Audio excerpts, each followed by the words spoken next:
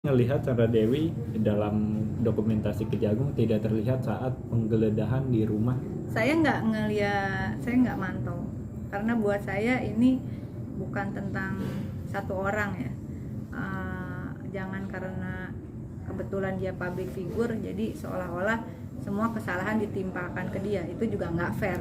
Tetapi saya bicara dalam ranah pekerjaan saya selalu mengatakan kalau sedang menghadapi kasus seperti ini, pertama adalah indikasi belum tersangka tapi sudah ada indikasi kuat, harus ada pencekalan semuanya, semua yang terlibat, baik di pihak swastanya, dan jangan hanya pihak swastanya tapi juga pihak dari perusahaan negaranya, beberapa sudah ditetapkan. Tapi saya kira akan ada gerbong panjang ya, dan juga di kementerian, bukan hanya di BUMN-nya harus sampai sejauh itu, karena tidak mungkin kalau tidak ada backing ya, dengan jumlah yang fantastis seperti itu.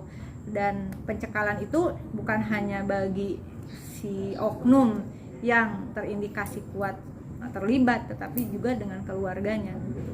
Torike bilang ada gerbong panjang dan kabarnya juga ada 2 artis besar yang terlibat dalam. Saya nggak tahu, itu bagian ranah hukum. Tapi dari Komisi 6 DPR RI sendiri hari Selasa tanggal 2 April 2024 pukul 14.39 telah ditetapkan dibentuk Panja Khusus PT Timah, panitia kerja. Jadi untuk penegakan hukum itu ada di institusi Kejaksaan Agung, kepolisian, KPK dan seterusnya ya yang terlibat.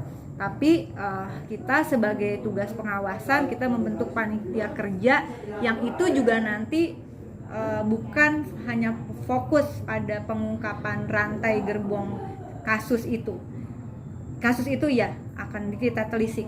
Tetapi seperti juga di kasus Jiwasraya dan Asabri. Tetapi juga kan tidak cukup. Lalu solusinya apa begitu? Bagaimana dengan penanganan misalnya kerusakan lingkungannya? Itu kan juga harus ada penanganan. Nah, bagaimana kemudian hal-hal lain dalam sistem tata kelola tambang kita ya, karena kalau ini kita bisa menemukan, ini kan udah kelihatan nih si dalam tanda kutip mafianya lah gitu ya, udah kebongkar, sekalian dibongkar semuanya, sekalian kita buat suatu perencanaan kerja yang baru. Kalau tata kelola tambang Indonesia ini bisa sesuai, dibalikin lagi ke pasal 33 Undang-Undang Dasar 1945, nggak susah kita. Nggak susah, orang semua tambang kita apa sih yang nggak punya? Semua kita punya. Emas, timah, nikel, biji besi, apa yang nggak punya? Sakit hati nggak sih Kak ngelihat keluarga dari tersangka flexing, namun hartanya itu akhirnya nggak, harta itu pasti dan yang kedua ya, pertama kemarin secara saya menyampaikan, karena memang sudah saya sampaikan terbuka, bisa dilihat di IG saya @rike_diah_p, karena ini pernyataan penting, mohon dukungannya, karena untuk kami yang menyuarakan seperti ini, dari beberapa yang pengalaman saya, bukan berarti nanti kita tidak ada intimidasi, bukan berarti kita tidak ada ancaman, kemungkinan itu ada, kemungkinan itu ya, tapi dengan dukungan dari publik insya Allah ya, saya mohon perlindungan sama Allah dan sama rakyat lah gitu ya. Nah itu bukan hanya pencekalan, tetapi juga ada penelusuran sampai tindak pidana pencucian uang dalam bisnis-bisnis yang tidak ada kaitannya dengan timah, itu tetap harus dibongkar gitu. Dan setelah itu biasanya kita mendesak untuk sita aset.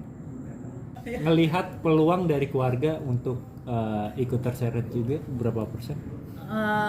Itu bagian ranah hukum, saya nggak tahu ya, saya dan juga bukan kapasitas saya untuk mengatakan itu gitu. Tapi intinya pelajaran berharga untuk kita semua,